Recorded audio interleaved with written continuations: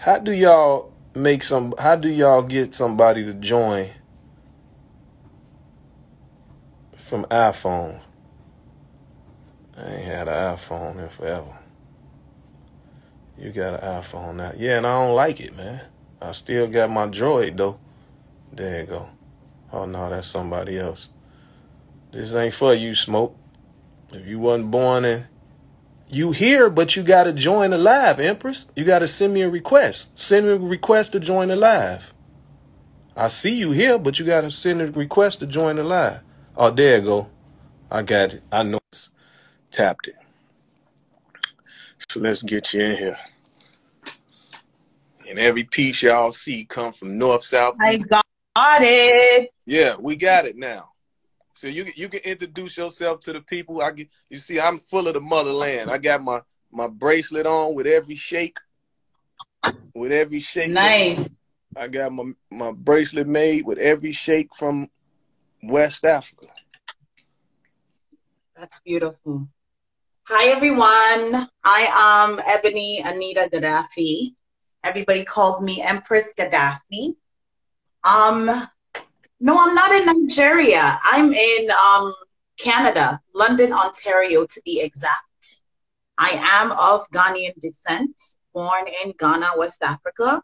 But I migrated here at a young age. So yeah, I reside in Canada, but yeah, very African. So the topic, Queen, today we was trying to speak on people in America saying that Africans don't like us and all that. So we had an in-depth conversation, but this normal for us to get back to what we spoke on prior, so it's natural. So you basically being born in Ghana, I want you to take the floor though. So, cause I know it was a culture shock. So speak on when you left from Ghana, or better yet, how is it growing up in Africa? From Ghana, from your standpoint. From my standpoint, I remember I left when I was very young.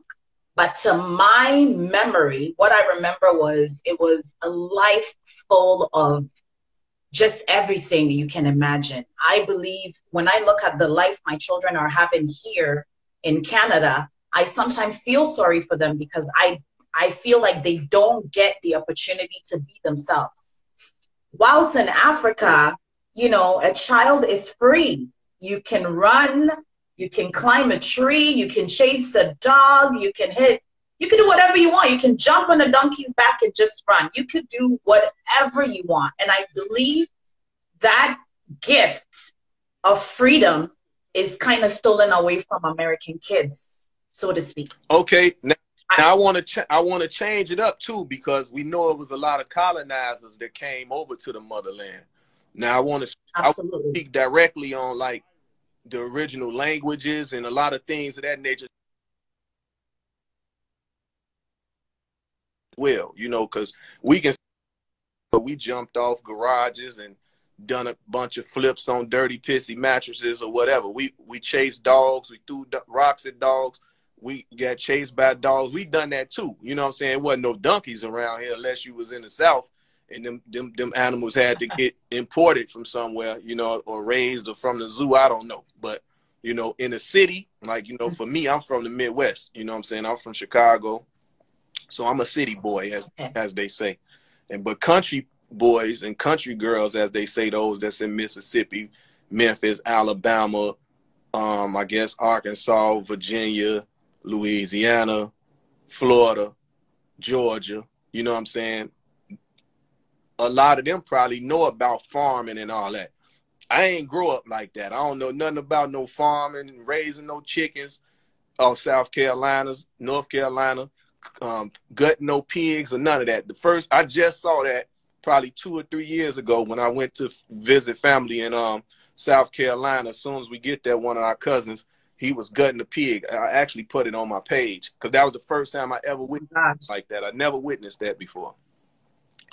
So, wow. So from the Ghana standpoint, we know as Americans that they say, the slave ports and trades was coming from West Africa, which was Nigeria, Senegal, Ghana, but they mainly speak on Senegal and Ghana.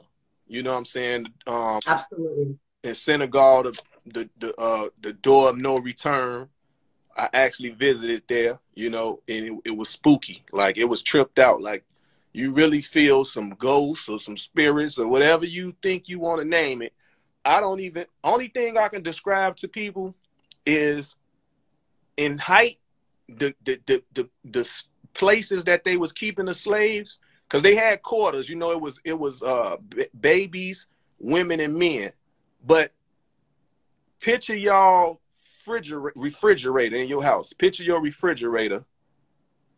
The space was about as big as about as wide as that, and deep, and a little deep. You know what I'm saying? But they squeezing people in there, and Sardines. yeah, and there was a scale.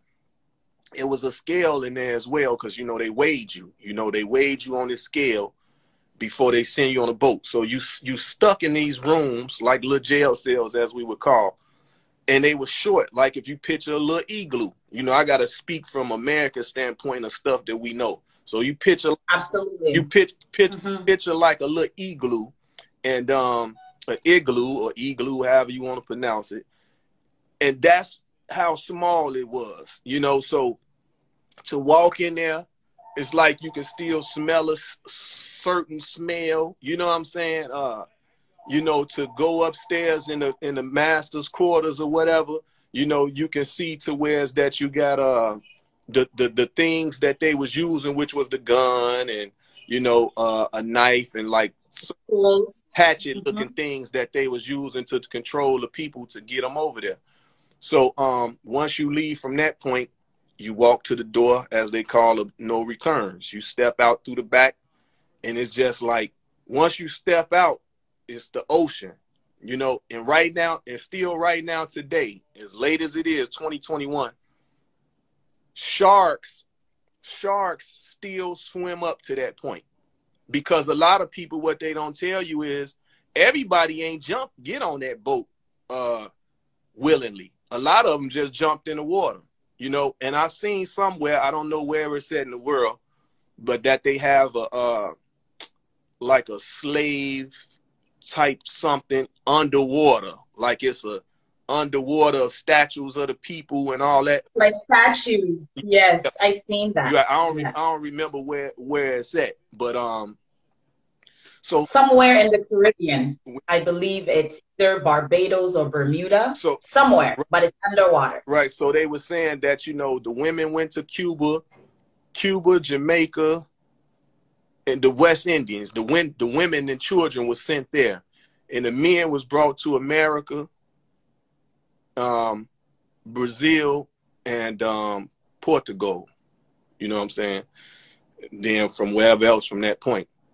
So okay, now fast forward to you. What was the culture shock like from when you leaving Ghana, coming to, because you really went from Ghana to Canada, so that's a whole nother country. But for us, Canada, if you've traveled north from America, you was a free slave. You was free once you made it to Canada. Absolutely. So salute to Canada. Absolutely. You know, salute to Canada, and you can take it from here. Like, so how was your culture shock? So my culture shock was coming to Canada. Of course, I didn't know what to think. I really didn't have any expectations, because not only was I meeting my mom for the first time, but I was also meeting my siblings and my stepdad. So in my mind, for me, the way that I did things to just kind of prepare myself was I just wouldn't think anything at all. So I had no expectations. I didn't know how anybody was going to receive me, being my mom, my sister, and my stepdad. And I just took the leap of faith and just, you know, came over here. And it was quite a big shock, because it was probably 80 degrees, somewhat 80 degrees in Ghana. And I came into like a minus 40 in Canada, extremely cold. I remember days where I'll have nosebleeds because the weather was so dry for me. My skin was cracking. I pretty much needed to learn a new way of readjusting to not only the weather, but the people receiving me and also accepting me for who I am. one, I have a very strong African accent. Two, I don't know who they are. I have a certain type of culture and tradition. They're looking at me like an alien. I'm looking at them like an alien. So it was an extreme culture shock for me. But I remember taking it very slowly because I was scared. I was scared. I was very, very scared, but I didn't want the fear to show. So I'll put a smile on my face. I will act like I can hear and understand everything what people were saying. The hardest thing for me was how difficult it was for people to accept me. That was the hardest thing for me. Now to go back, how do people determine where they're going to go once they leave Africa? Well, that's probably, I think in the 80s, to my understanding, listening to my cousins, my family members that have traveled, all of them would say they didn't care where they went to, so far as they had a better opportunity to be able to send some sort of money to rebuild. Because remember, when colonization happened, a lot of times in history, they don't tell you that they destroyed not only crops, they also destroyed people's homes. They destroyed it's like how they have Wall Street in America that was destroyed. They made sure that finding the basic necessities was as difficult as it is, you know, for people that are of, how do you say, low income family here, right? So they made sure of that. If you were wealthy, you are starting from ground up. And if you weren't more wealthy, you are starting from, you know, the pit of hell up. Right. I remember my mom telling me stories in the 80s that even during the time of my birth, it was so bad that she remembered literally having just a 1-meal diet. She would eat rice every single day because that was what was available, you know. And if you go back in history, you actually see that there was a famine that happened in the whole of Africa in 1983. And that was the year I was born. So not only was it, you know, hard times for our people, but it was difficult for people that are like pregnant and mothers and children, especially. We lost a lot of people in those times. Right. So that helps separate families as well, trying to move to do better. And some it's going to take years, or it can take a long time. But I notice, I guess, as they call any immigrant coming over here, that's what they do. They migrate over here, and it's going to take them probably a year or two. Because if you work in one of them jobs that's only getting you $40,000, $30,000 a year, you know, how much could you really do with that? Especially. Well, the crazy thing is what people don't factor is that you are actually privileged to be able to migrate. People don't factor that. It takes a visa. Aside from a visa, it takes a plane ticket. Aside from a plane ticket, it takes a passport, and it takes money in your pocket to be able to even travel and survive in the other country. But a lot of people don't factor that, right? Like nowadays, when you look at the internet, you see Africans just jumping on boats and sinking, and those Africans are not dying free. They pay their way to get on that boat. But they're dying, and they're dying for survival's sake. Right. You know, somebody else is trying to get the same type of opportunity to get where they're at. So if they make it, they give thanks that they've made it. But it's the same as how the slave trade was, because they've made life so difficult in Africa that they feel like, okay, you know what? I'll take my chance at death. Right. What do I got to lose? It's either I get thrown overboard and get eaten by a damn shark, or I make it and help my family. So that's the choices these people are still facing today. Right. In 2021. So for me, looking like, okay, how we know that, you know, Africa is the continent of everything that's needed for the world to survive.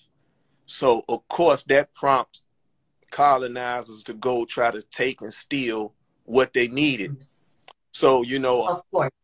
So just thinking like for Ghana, how they say you can go to Ghana, you can do a naming ceremony, you know, we can get property. I know in Senegal, you know, it's a statue donated to Senegal with a man, woman, and child facing the west, saying welcome, come, you know, welcome home. You know what I'm saying? When I was in Senegal, I did took my. Can I quickly interrupt you? There's a person that wrote a comment in the comment box and said, according to the Bible, Africa is in trouble.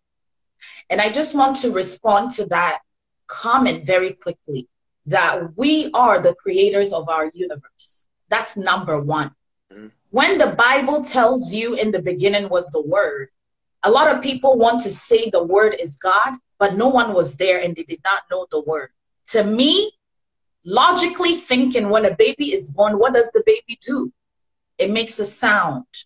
That sound gives the mother an inclination to love on that child, breastfeed that child, do something with warm embrace to that child. And that's the sound that needs to come out of people that want to make it in this universe. Make the sound.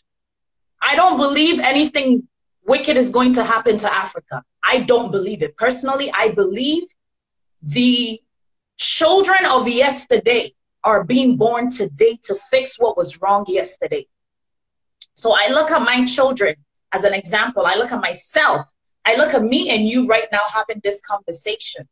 Maybe our ancestors did not have this privilege, but me and you have the ability to be able to make a change. And that's exactly what we are doing. There's 29 people on live right now with us, and whatever knowledge they are acquiring will be something of value for them to rebuild themselves and their children. So I don't believe nothing negative is going to happen to Africa. As a matter of fact, I think this is the time where Africans are starting to realize what it means to be an African. It is a privilege. It is a gift. Mm-hmm. Okay? Our society in West Africa, in the Americas, has misinformed us. They have miseducated us. And not only have they miseducated us, they've done the same thing with conditioning our brothers and sisters for us to hate each other. Mm-hmm. I saw what you posted on your page. You met a Nigerian guy, and the Nigerian guy was so ignorant to the point of bliss. He was so ignorant. Everything that was coming out of his mouth to me screamed he's uneducated about himself. You can have a degree. You can have masters. You can have all the books in the world. But if you don't understand what the unification of self means to you, then you really don't know where you're going in your life, period. Yeah, but see, I don't never read the comments when I'm doing live, so I'm going to advise you not to do it as well, because it throw you off. You know what I'm saying? Yes, absolutely. I only pinned one person because he say some of us feel like we won't feel welcome back to the motherland. But see, right there, that's giving up. If you never been, you don't know what you're going to run into. And, exactly. And it's another thing. You know, they say they don't like us.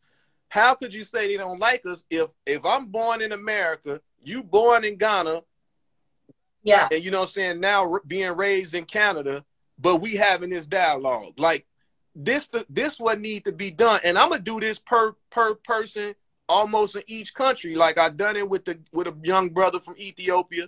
You know, he said it brought tears. He cried when he seen me over in Ethiopia. I saved that live too. So, and never worry about like how many in here, because I just randomly go live, and I never used to go live. So when I post it on my page, it'll do thousands of views, and when I post it on my channel, it'll do thousands of views. So I never worry about who in here right now, because I'm gonna save it and they'll see it anyway. So don't worry about how many in here, and like don't focus on none of the comments and how many in here. Let's stay focused on what we talking about. So absolutely. So I pinned this one because it says some of us feel like we won't feel welcome back to the motherland. Now, I don't know when he jumped in here, but like I just told him, when I went to the motherland, I did a naming ceremony. I took my shahada in the motherland. You see what I'm saying? So, and this was something I told the minister here, you know, because of course we got a lot of people that's Sunni, Muslim, you know what I'm saying, Nation of Islam, Fruit of Islam. So a lot of people get upset, you know, and be like, oh, that's drifting away. But they not paying attention to their culture. You know what I'm saying? In Africa, because that Middle East, they need to stop that. And I'm going to post a video of that whole situation as well, and where the people in the sub-Sahara and all that. I meant to post it today, but I wanted to get our live done. I'm going to still post it because this is my Truth for Tuesday, you know? So, of course, we can see it's a misconception of the point to try to just say the whole continent don't like us and don't accept us. Like, why do people take one person's ignorance or even 100 people ignorance to billions of people? You see, like, how? It's the same as saying that I got cheated on, so I give up on men. Right. You know what I mean? Right. It's a choice. Right. It's a choice. And it's the same thing that I go back to is there's power in what you speak. So just be very conscious of the things that you say, because it takes life on its own. Right. You know, and I'll give an example. People raise their children and they speak life into their children. Immediately when you start telling the child is stupid, what's going to happen? That kid will start to believe it. Exactly. So if you want to believe that your people who look just like you, who possess the same things that you possess, somehow, some way we lost our way, okay? And it's not our fault. Mm-hmm. Another thing we need to understand is it is not our fault. If you got kidnapped, okay, it's not your fault. It didn't happen because you chose the kidnapper to come and kidnap you. No, it just happened. Mm-hmm. But what you can do is take the lesson, take the good, take the fact that you are alive during that situation or after that situation. It can make a difference. What are the things that you can do differently so this doesn't happen to your friend, your sister, or someone that you care about? And that's the same thing with what's happening with us as a people.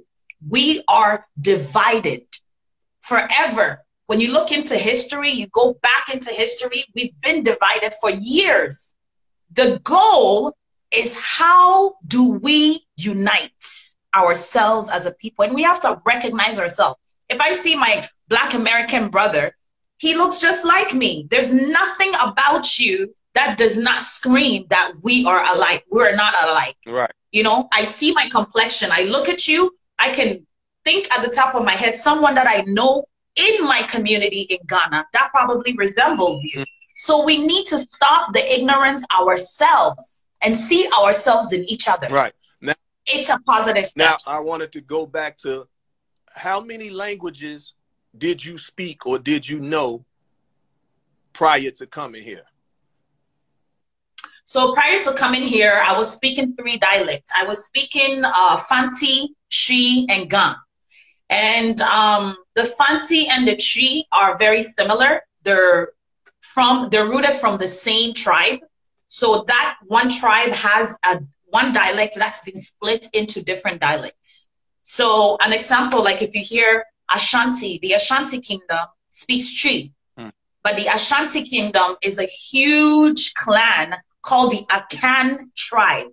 And inside the Akan tribe, there is 12 smaller divided tribes. So it's very, very hard to say, you know, one person's or one African person speaks one language. One tribe could have 10 languages. Yeah, like the Khoisan and the Xhosas, is it Xhosas, Khoisans, where Nelson Mandela spoke with the clicking of the tongue, and you spoke about and I want to point on what you said. All of West Africa was one. You said Mali, Ghana. Like, relive that conversation, because those are important. Okay. And remember, I told you. So I was like, we need to say this for the live, but I know it's normal for us to just muscle memory to go back into conversation, but speak on those type of things. You know what I'm saying? Okay. So last night, me and my brother King here were having a conversation, and we were talking about, you know, the First Nations of Africa. And in actuality, the first nation of African people, when we talk about Mansa Musa, was a blend of the West that is currently divided. So Ghana, Guinea, Mali, Senegal, Togo, Nigeria. That's about 6 countries in Africa, in West Africa, that I have just mentioned. And all those 6 countries at one point was in one land. They were not divided. Right. So when you talk about or when you think about what history tells you about how we were tribes and then get divided into smaller tribes, and then you get divided into smaller tribes, that's what kept on happening to African people. Like what they're doing right now with Nigeria. They're trying to predominantly run all the Christians out of Nigeria and make Nigeria a full Muslim state. Right? Or a full Muslim country, sorry. A full Muslim country. So they're killing and slaying the Christians. And for me, personally, I say this is what is happening, or this is what has happened around the world. They use things like culture, religion, tradition to divide. Right. Right? But if I go to an example, Jamaica, and I start doing things as a person without mentioning if I was Ghanaian, without saying what I'm saying, and I'm living and doing everything just like a Jamaican, there's nothing that's going to make them know that I'm not Jamaican. That's just for the fact that I'm Black. You see? And I've tested this. I traveled to Antigua years ago. I mingled with the people. The only time they knew I wasn't from Antigua is when I opened my mouth to speak, because I had a Canadian accent.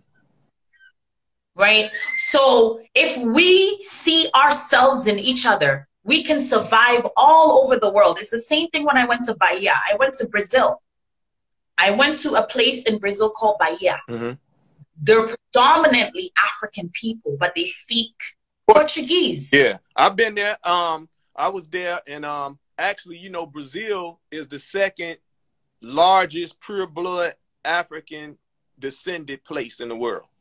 Brazil. And I felt so home.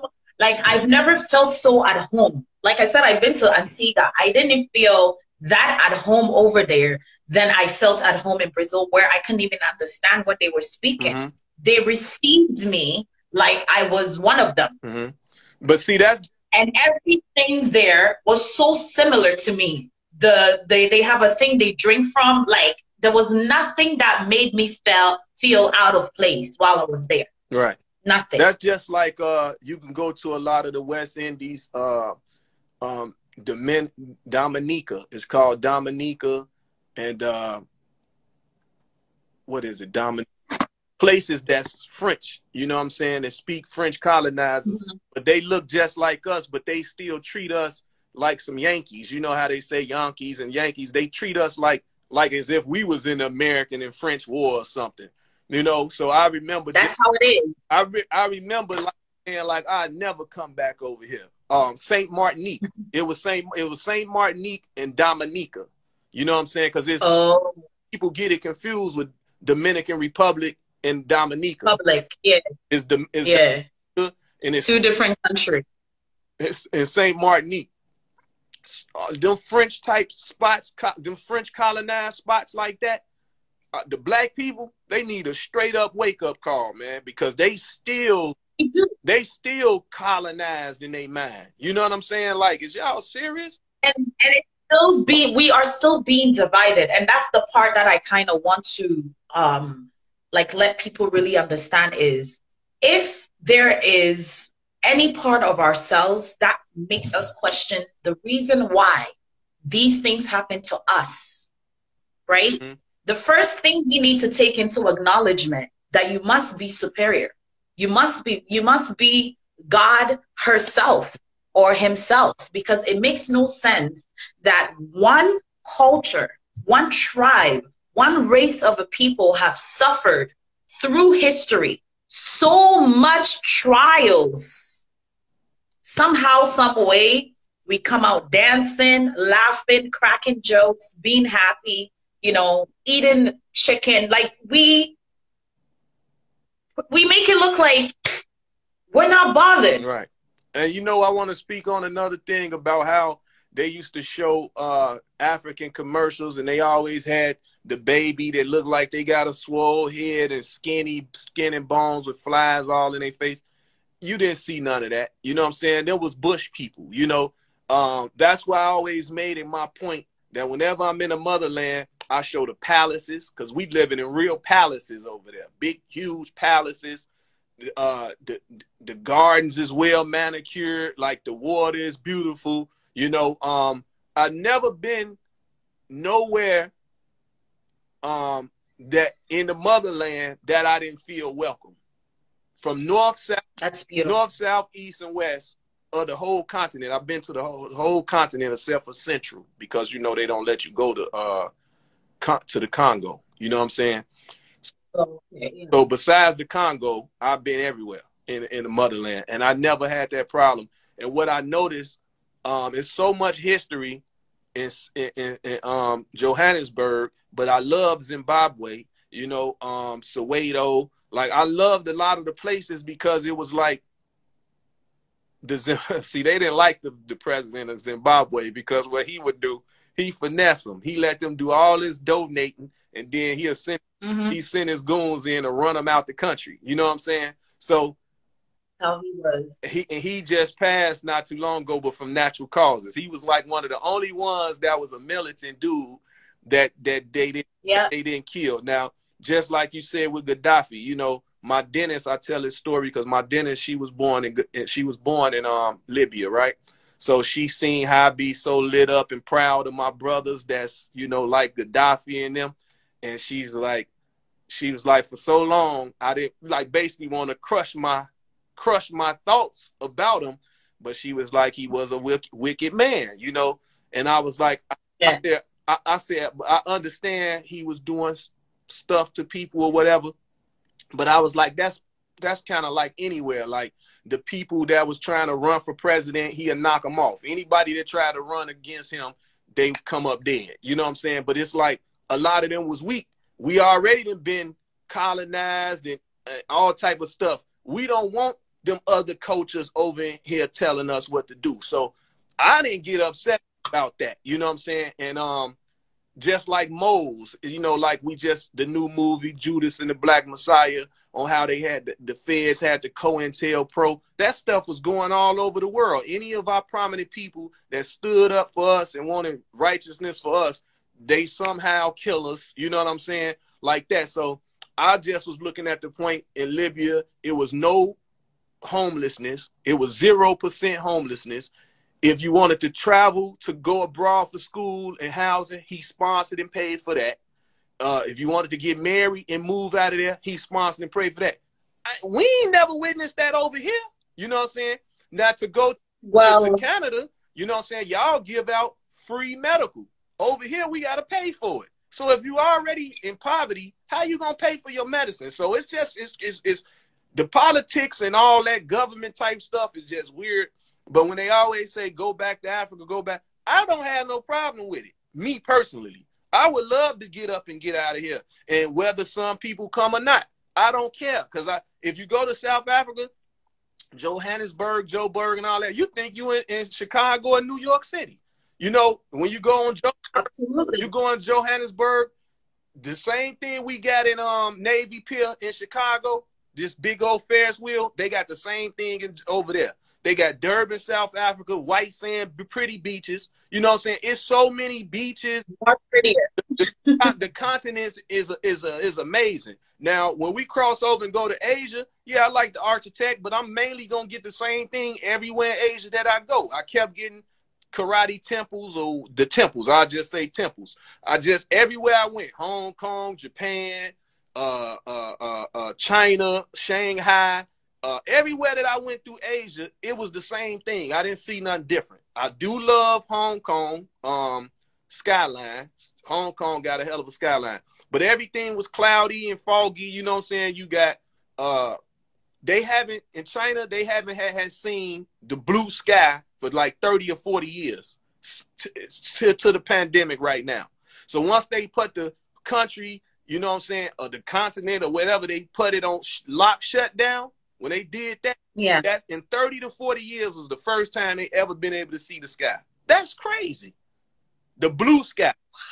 Because wow, it's gray fog all day, every day from people cooking and so many people. You know what I'm saying? So, and wow. believe it or not, people talk all that. Everywhere I went through Asia, they came and bum rushed me to take pictures.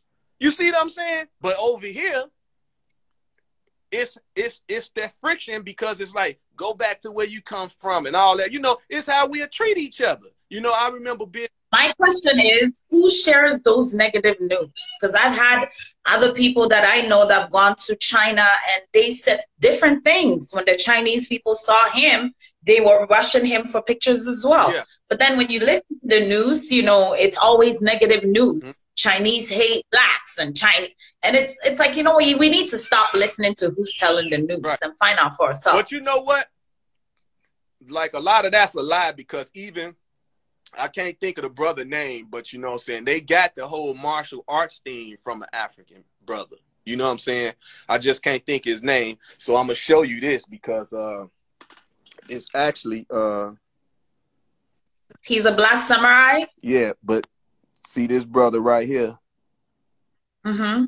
Now, he's a sheik? Yeah. Could you see his name? Yeah, Nias or Nias. So let me see. It's Bismillah. Let me see. Sheikh al-Islam al-Brahima Abdullah Nayas. Nayas. You know what I'm saying? Okay. So then that's him again. There's another sheikh. So he was a sheikh, or he was a martial artist? No, he a sheikh. I'm just speaking on that. But okay. But this was a lot of, but this right here was a lot of my game came from right here. Hidden Colors. Mm-hmm. And it's a series, volume 1 through 5. Mm-hmm. You know what I'm saying? Volume 1 through 5, with the exception of who is that? And then there you see. So let me show you. So I got Haile Selassie. I got this when I was Haile Selassie when I was in Ethiopia. Ethiopia? Yeah. And this brother right here, that's the sheikh right there. Oh, the sheikh. Okay, yeah. Okay. So I got him when I was in Senegal. So all my pieces is from the motherland. You know what I'm saying? With all the countries. You know, and people just like, you know, and I'm wearing it with pride, you know. And then, like I said, with my bracelet, these was all the other sheikhs. You can't really see it clear, but you know what I'm saying? They made, I can see them. Yeah, they made me a bracelet, you know what I'm saying, with all the sheikhs. I got so much stuff from the motherland, as far as So my question, you know, you're speaking sheikh, so you're Muslim?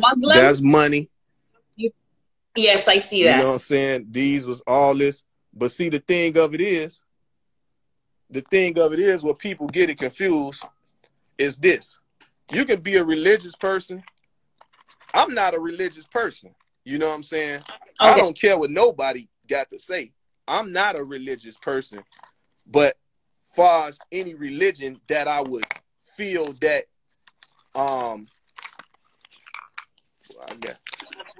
I got so I've been touched every bit of money known to man. You know, I had to throw that in there. But my thing is, if you gonna believe in a religion or whatever, you believe in one that you feel that fits you, your lifestyle and your character. You know what I'm saying? So for me, Muslim religion is to do good deeds and, you know, the things that it entails. You know what I'm saying? Like, yeah, you know, if it's telling me to do right by my people and all that, I don't have no problem with that. You know what I'm saying? You know. Okay. Have you ever looked into African spirituality? Yeah, I got my. You don't see my leggings. I got them on too. Oh, okay. You dig what I'm saying? I'm blessed by the best.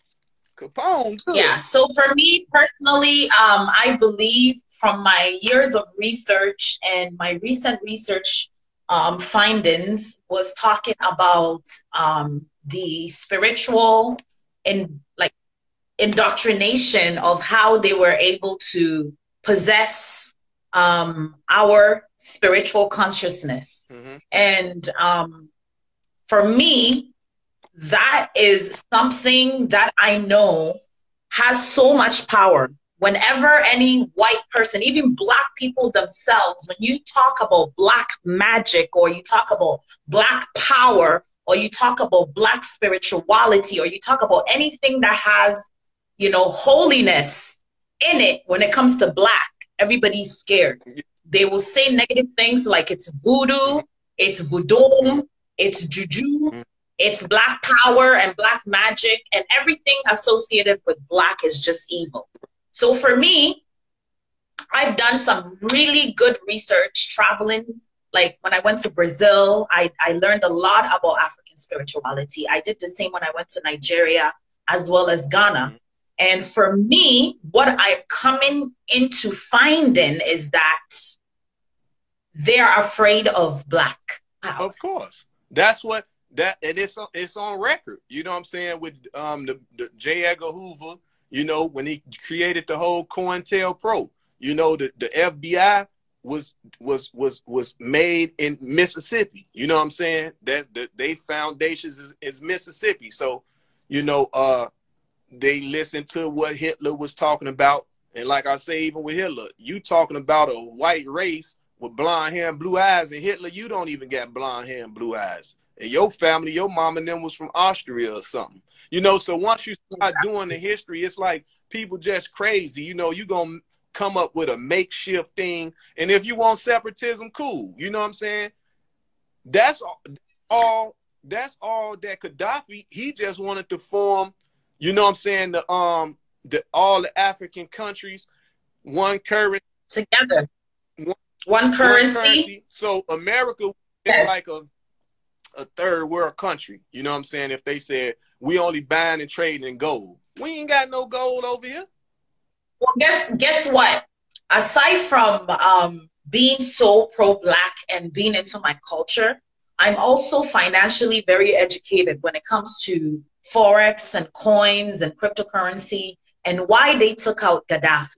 Now, I want you to look out for this. Everybody that's listening to us right now, there's going to be a crypto coin that's going to be released. It's going to be called the G999 coin.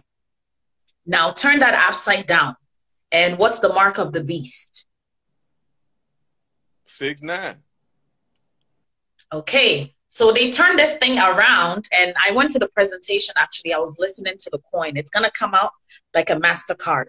It's going to come out like a Visa. People are going to jump on it. Eventually, it's going to go into that whole chip thing that they're doing with companies right now, and that's what's going to be happening. So to just kind of compare that to what they were trying to annihilate from Africa is that gold coin. Now they've made this gold coin a card, and they've created a cryptocurrency or a crypto coin that's going to be used in the world called the G999 coin. So in my head, I'm just like, they didn't want it to be from Africa. That's it. Right. It's the same when you think about coronavirus. Ghana and Nigeria and certain parts of the West Africa decided it's the year of return. We mark 500 years when slaves left. The first slave ship left Africa to come to the Americas. So they marked that day in celebration of Sankofa, which means the year of return. Ghana opened doors. Not only did they open doors, they opened land. They were given free land to every and anybody who is of African descent. And I know of this because I'm part of these organizations and I know what's happening. Immediately when they saw what was happening in terms of financial reasons, they needed to release the dragon, which was coronavirus. Right. Ghana was planning after the return, and after the return, it was going to be a real estate expo for people to learn how they can attain land, buy properties, move down and establish themselves, get jobs, pretty much rehouse themselves if they were thinking of returning back to the motherland. But guess what? They had to fuck it up, sorry to say, with coronavirus. Right. Now they're telling you, you got to get vaccinated or you can't travel. If you don't get the vaccine, you're paying this money. And when you come out of even traveling, you got to quarantine yourself for 15 days, pay for a private hotel with your family. Everything boils down to money when it comes to the white man. So if somebody else is going to get it, they will connive, they will scheme, they will do whatever they need to con and get that money coming into their bank account. Right. And that's just, and this is the nature of white what you were saying, visiting, coming to Canada, when I was like, they made me, well, I had to tell this story that I was coming from Italy and it was a big snow ice storm in Chicago. So, so the plane had to make an emergency stop in Canada. So when it made the emergency stop in Canada, you got to go down into the airport part, and they was basically trying to lock me up, you know what I'm saying? Because I'm a felon, so they feel like I don't supposed to be there. But it clearly showed that my plane ticket says Italy to O'Hare Airport. You know what I'm saying? Like, you know what I'm saying? So they're wrong for that. You could have sued them because they're wrong for that. So before that, I'm watching them, you know what I'm saying? I'm watching them guide people up the steps and where to go to get to their podium, you know what I'm saying? So I see them because, like you say, Canada got some different little language that they speak in. I'm going to say it was like it was a patois, but it's some kind of language they were speaking, and I'm watching their language and he like, but I'm seeing what they doing. So they like, they about to take me in the back or something, right? So I grabbed my bag when he go to reach me and I just elbowed him and ran up the steps. They done set the off, and I'm running up the I run up the step and I dive over the podium. So basically now I'm on American soil. You see what I'm saying? Yeah. The guns down and all that. And like I'm telling the people, I'm like, look, I'm an American citizen. They trying to hold me over here against my will. My flight says Italy to O'Hare. You know what I'm saying? Exactly. You know what I'm saying? I don't got nothing to do. Exactly. And it wasn't your choice. It wasn't you that transited in Canada. Right. The plane decided to do that. So what they did, of course, I missed my flight. They made me sign this thing saying that I never come back to Canada, you know what I'm saying, until I get my felony stuff fixed or whatever. And shit, I'm like, cool, just as long as y'all don't think y'all finna keep me over here, So I had to fly. So I had to fly to Virginia, to Ronald Reagan Airport. I had to spend a night there. So it'd always be an inconvenience. So I had to spend a night in Virginia, you know what I'm saying, and then jump on the plane in the morning to come back to Chicago. So, and I posted that on my page too, because we be having big fan bases over in Canada. You know what I'm saying? People rock. Yeah. They done bought a lot of my merchandise and now that's about the only thing I can do is when I was doing my Global Gangster t-shirts and stuff and hoodies and all that, is just ship stuff. My DVDs, I was shipping all that stuff over there, but we always had, and I mean, Canada only 3-4 hours, well, I say 4 hours from Chicago. You know what I'm saying? And it walk to Canada from Detroit, you know what I'm saying? So, absolutely. So my whole thing was, yeah, man, I wasn't letting them hold me against my will. Whatever y'all would have had to do, You were very lucky. You decided to do what you did. Only God knows. I would never forget that. He went to reach me. I'm like, man, I elbowed him, took off up the steps. They run, the alarm going off crazy. I run up the stairs. I see the airline thing. I jump right over the thing. What's going on? What's going on? They running up behind me late. I say, man, they trying to hold me over here against my will. You know what I'm saying? My flight, I'm telling them what's going on. I'm like, my flight, I didn't ask the plane to stop here. You know what I'm saying? So you think exactly. Take me downstairs and lock me up in somewhere like I'm over here without y'all knowledge. But, like they says. They were wrong for that. Yeah, but they were wrong for that. I say, years later, I mean, after that, there's a will, there's a way. Because that really was the only place that I had been to Canada. You know what I'm saying? But I made my way over there. If you look on my page, you'll see that I was over there. Wow. I found. But you could come in. It's just, you know, it No, depends where you're at. I'm banned over there. I can't come over there. I found the route. I found the smuggler's route. But you can still come. Anyways, you can fix the issue and come. Yeah, Drake. Because they pardon people. They do. They do something called. Drake say come. You know, if Drake say yeah, come, just fly over there in a private jet. Because that was the next thing I was gonna try when y'all had the All-Star game. So we were supposed. Oh. So we were supposed to come over there for that. And Birdman, we wound up not going, but I was gonna test it then. You know what I'm saying? But I found my way over there anyway. So now I'm cool. I mean, I love what y'all got over there. It's a beautiful city, you know what I'm saying? Country, I mean, you know, I like it over there because people drive their motorcycles from Chicago to there. It's some motorcycle time, and they drive their bike. They do have, yeah, in the summertime, they do have some motorcycle. So I missed out on stuff like that, you know what I'm saying? But I touched that soil, so I ain't tripping. You know, that far as me with my global gangster regime and my feet standing around the country, Canada was the only thing missing. So out of my 50 states, Alaska was the last place. I finally went to Alaska, so my 50 states is up. I got 6 continents in out of the 7. So I just got to go to, what's the other one with Antarctica? So once I go to Antarctica, I done covered all 7 continents, and I'm over like 150 countries out of 196. So I'm cool. I done lived my life. You know what I'm saying? So do you come to the caravana that they have here? You ain't listening to nothing I'm saying. I'm banned from over there. So, you know. Okay. No, I'm saying, oh, you're banned. I get it. I get it. I had to sign that paper. You know, now, if I could get my governor pardon that I'm trying to get right now, if I get. You can. If I just get a Canadian one. Don't do it in the state. You got to do it from over here. So you got to find someone here to pardon you.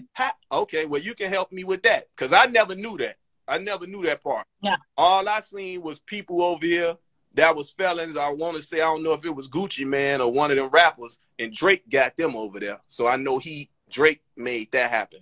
So somebody like that. Oh, so my man told me Akon. I'm going to reach out to Akon. They say Akon can help me. Say Akon can get me over there. I guess he good with the prime minister or something. So, you know, but I gotta be there for whatever I'm there for and leave. I just can't come. And my son over there right now. My son in school over there. He and Key over there right now. So, you know, so I just go live with him and not go live, but I go, you know, FaceTime him and make him, you know, show me the background and all that. You know what I'm saying? Like just the scenery and stuff. Huh? The scenery. You get him to show you the scene. Hey, that's just like a lady, boy. You can't stop reading them comments. I ain't paid attention to not now one of them.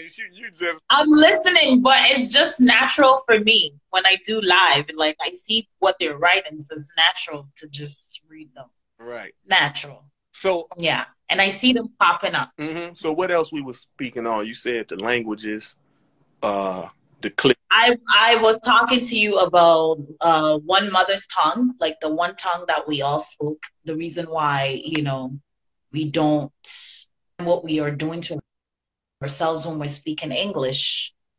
First of all, we cast, right, spells with the English words. And that's one of the things that we don't take into factor when we are speaking the English words, is that every time you open your mouth, you are casting something onto yourself and somebody else. And the funny thing is, in the English language, when I compare certain things and certain words, even to my own mother tongue, some of the words don't exist. So it shows the type of people spiritually we were, right? Like if you look at the hieroglyphics and you look at the Adinkra symbols, and I don't know if you guys know what the Adinkra symbols are, but they're very similar to the hieroglyphics in the Egyptian tombs. And these symbols were left to us by our ancestors for us to use it as a way of navigation to unite.